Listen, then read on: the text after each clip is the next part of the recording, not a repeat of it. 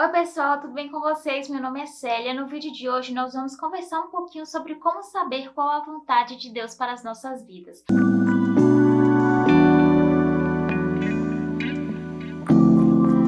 O livro de hoje foi baseado no livro Renovadas, da autora Jane Winter.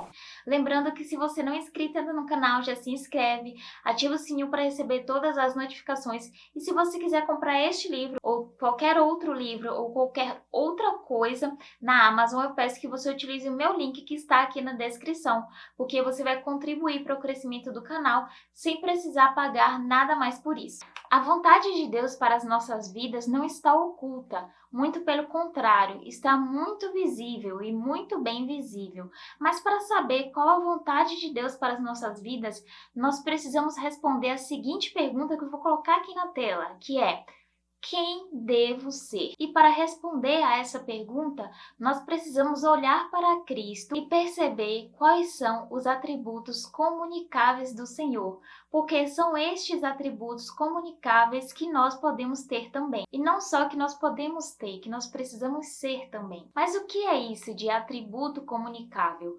Existem aqueles atributos que pertencem somente ao Senhor, como por exemplo, onipotência, onisciência, onipresença. Estes atributos nós não podemos ter. Pertencem somente ao Senhor e somente a Ele. Mas existem aqueles atributos que nos fazem refletir a imagem do Senhor. E são estes os atributos chamados de atributos comunicáveis. São aqueles atributos que nós podemos ter também. Se você quiser saber mais sobre aqueles atributos que pertencem somente ao Senhor, eu vou deixar aqui nos cards para você assistir o vídeo onde eu falei um pouquinho sobre ele. Então vamos lá para o primeiro atributo comunicável do Senhor, que é o atributo santo. O Senhor, ele é completamente santo, e este é o único atributo que é comunicado três vezes, que é dito três vezes seguidas na Bíblia. Então na Bíblia não diz Deus é amor, amor, amor, Deus é fiel, fiel, fiel. Na Bíblia diz que Deus é santo, santo, santo. Então esse é o único atributo que é dito na Bíblia três vezes seguidas em relação ao Senhor. Nós fomos salvas para a santidade e a conversão requer de nós uma consagração. Então, assim como o Senhor é santo, nós devemos ser santas também. Então, eu vou ler aqui para vocês o que está escrito em Levítico 11, 44 e 45. Eu sou o Senhor vosso Deus, portanto vós vos consagrareis e sereis santos, porque eu sou santo, e não vos contaminareis por nenhum enxame de criaturas que se arrastem sobre a terra.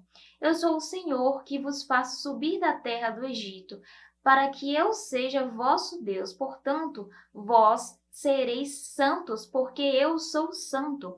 Então, a Bíblia diz que nós devemos ser santos porque o Senhor é santo. Então, esse é um atributo comunicável do Senhor que nós podemos ter também. E eu vou ler para vocês também o que está escrito lá no Novo Testamento, Mateus 4:8. Não, Mateus 5:48. Portanto, sede vós perfeitos, como perfeito é o vosso Pai Celeste. O segundo atributo comunicável do Senhor é amoroso. Não sei se vocês já assistiram ao vídeo aqui do canal que eu falo sobre, eu trago uma explicação sobre o livro Os Quatro Amores, do autor C.S. Lewis. Eu vou deixar aqui nos cards para vocês assistirem esse vídeo se vocês tiverem interesse em estudar um pouquinho sobre os quatro amores. Então, o amor do Senhor é o amor ágape. O que é o amor ágape? É aquele que dá sem esperar nada em troca. Eu vou ler para vocês uma referência que está em Lucas 6,35. Amai, porém, os vossos inimigos, fazei o bem e emprestai, sem esperar nenhuma paga. Será grande o vosso galardão, e sereis filhos do Altíssimo, pois ele é benigno até para com os ingratos e maus. O amor que é citado aqui, quando você vai ver o original, o amor que é citado em Lucas 6,35 é o amor ágape. E em 1 Coríntios 13 também, o Senhor deseja que nós amemos uns aos outros assim como Ele nos ama. O terceiro atributo comunicável do Senhor, que é aquele que nós podemos ter, é bom. O Senhor é bondoso. E eu vou ler uma referência que está em 1 João. 1 João, capítulo 1, versículo 5. Diz: Ora, a mensagem que da parte dele temos ouvido e vos anunciamos é esta, que Deus é luz, e não há nele treva nenhuma. Salmos 106, versículo 1. Aleluia! Rendei graças ao Senhor, porque Ele é bom, porque a sua misericórdia dura para sempre. Assim como no Senhor não há trevas, assim como Ele é luz, esta é a vontade do Senhor, que nós sejamos luz também, e que em nós não haja trevas, que nós sejamos bondosas também. O quarto atributo comunicável do Senhor é que Ele é justo. O Senhor é justo, justíssimo e vê tudo com os olhos muito abertos. E não é como aquela representante da justiça, que é uma mulher com os olhos vendados e com a balança na mão. Muito pelo contrário.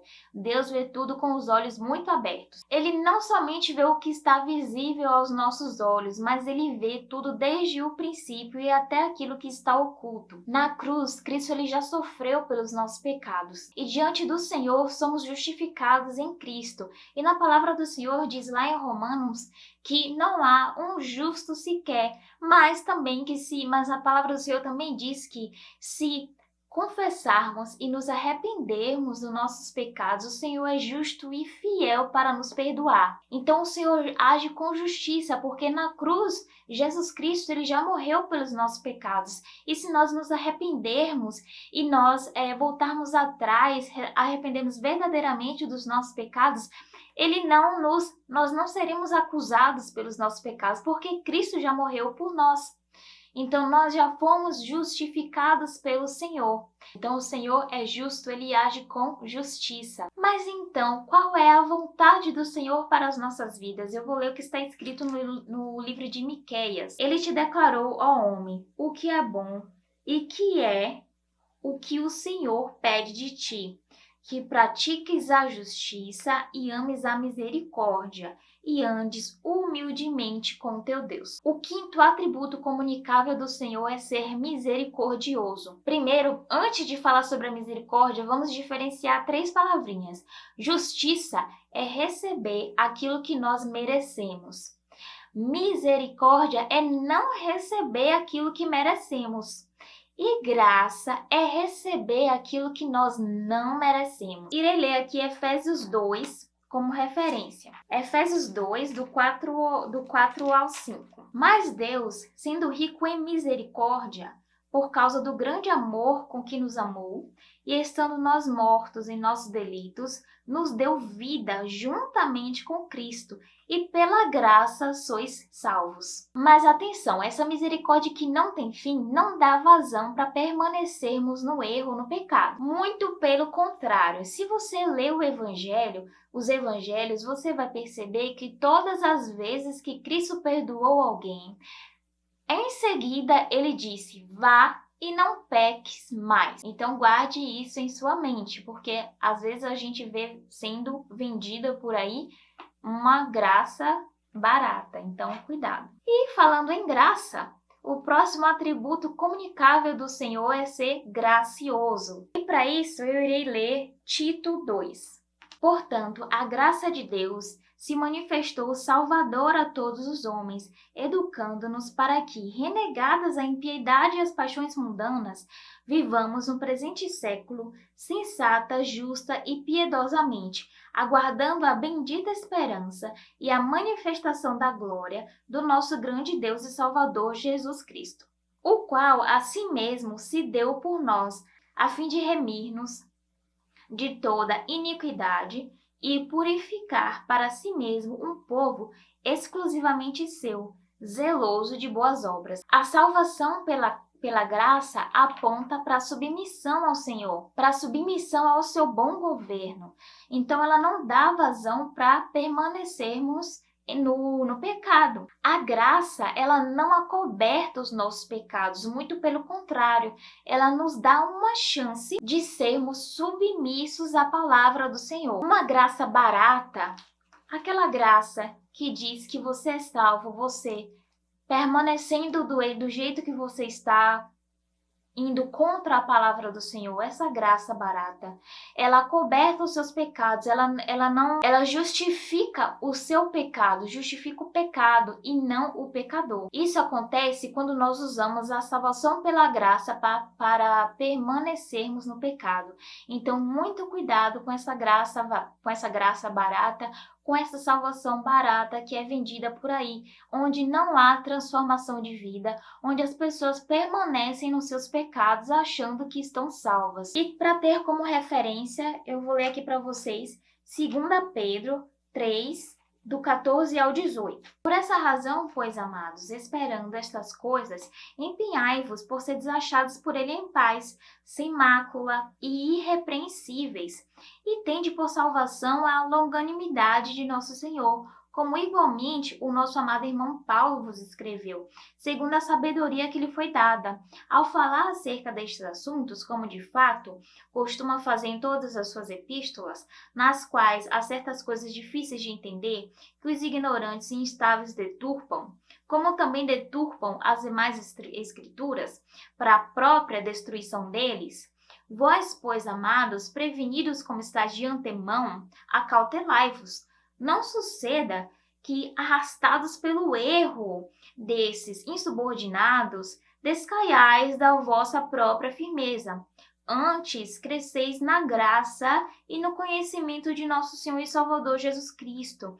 A Ele seja a glória, tanto agora como no dia eterno. Então, muito cuidado com o que você ouve por aí, porque a palavra do Senhor constantemente, diariamente, tem sido deturpada e tem levado algumas pessoas a permanecerem no pecado, acreditando nessa graça barata que é vendida por aí. Então, a salvação, ela causa uma transformação de vida. Então, o momento que você aceita a Jesus Cristo como vosso Senhor e Salvador, na palavra do Senhor diz que as coisas velhas já se passaram e tudo se fez novo. Mas é um passe de mágica? Não. É você que precisa fazer com que as coisas sejam novas na sua vida. Então, se você tinha um pecado determinado, e ele era frequente na sua vida, então é preciso deixar esse pecado de lado para viver uma nova vida com Cristo. Não existe salvação se você permanece com os seus mesmos erros, se não há uma transformação de vida. Então, aqui na carta de Pedro, mesmo diz que a gente precisa ter cuidado com aqueles que deturpam as escrituras para a própria destruição deles e acabam arrastando outras pessoas para caírem com eles também. Então, muito cuidado. Então, qual é a vontade de Deus para a nossa vida? É que a gente tenha vida em abundância e o mais importante, que a gente caminhe pelo caminho estreito e não pelas portas largas. O 7º atributo comunicável do Senhor é ser fiel. O Senhor é fiel, ele cumpre tudo aquilo que ele prometeu na palavra dele. Ele prometeu que viria um Salvador e veio, e ainda há muitas outras promessas que serão cumpridas no tempo final. Então, vou ler aqui para vocês o que está escrito em 1 Tessalonicenses. 1 Tessalonicenses, capítulo 5, do 23 ao 24. O mesmo Deus da paz vos santifique em tudo, e o vosso espírito, alma e corpo sejam conservados íntegros e irrepreensíveis na vinda de nosso Senhor Jesus Cristo.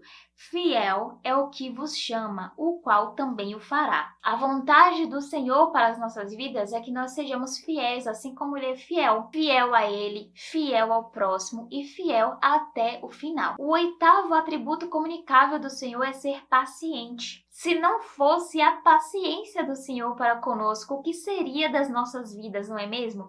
Então eu vou ler para vocês o que está escrito no livro em 2 Pedro. Não retarda o Senhor a sua promessa, como alguns a julgam demorada. Pelo contrário, ele é longânimo para convosco, não querendo que nenhum pereça, senão que todos cheguem ao arrependimento. A vontade do Senhor para as nossas vidas é que nós sejamos pacientes, da mesma forma que Ele é paciente. O nono atributo comunicável do Senhor é ser verdadeiro. O Senhor é totalmente verdadeiro. E eu vou ler para vocês o que está escrito em João 8, 31 e 32. Disse, pois, Jesus aos judeus que haviam crido nele: Se vós permanecerdes na minha palavra, sois verdadeiramente meus discípulos, e conhecereis a verdade, e a verdade vos libertará. Quando nós conhecemos a verdade, nós conseguimos discernir o verdadeiro do falso. A vontade do Senhor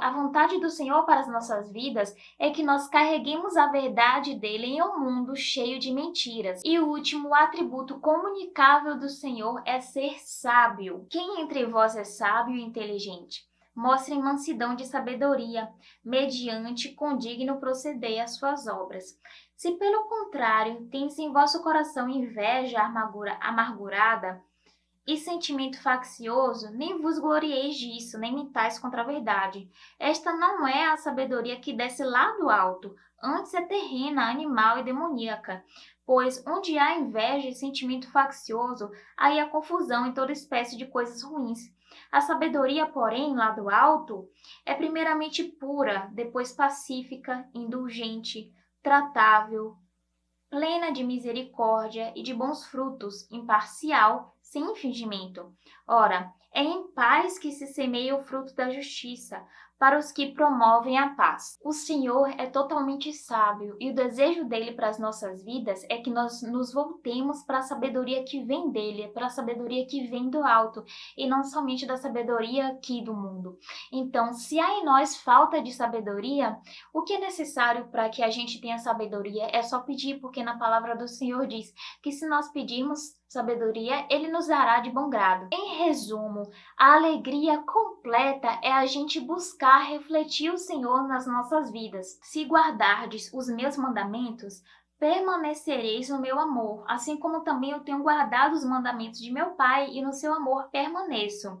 Tenho-vos dito essas coisas para que o meu gozo esteja em vós e o vosso gozo seja completo. O pecado levou o ser humano à queda, e o desejo do Senhor é que nós, seres humanos, sejamos restaurados ao estado completo de perfeição. Mas é claro que esta perfeição 100% ela somente será alcançada lá no céu, quando nós formos transformados em um espírito glorioso e formos levados para a glória a viver com Cristo. Mas aqui na terra nós devemos buscar sim todos esses atributos comunicáveis do Senhor, porque a gente precisa a cada dia se tornar pessoas melhores que refletem a face de Deus verdadeiramente. É claro que são 10 atributos comunicáveis do Senhor: santo, amoroso, fiel, paciente, verdadeiro, sábio, bom, justo, misericordioso, gracioso, enfim. São 10 atributos. O que eu posso dizer a vocês em relação a refletir a imagem do Senhor? É fácil? Claro que não.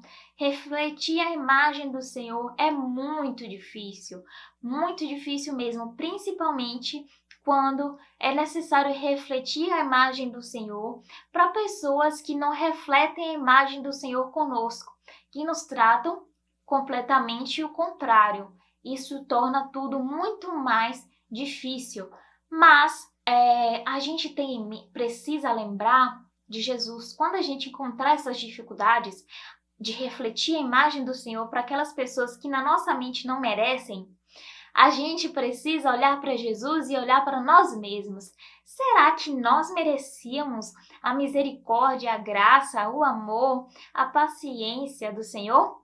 Não, nós não merecíamos.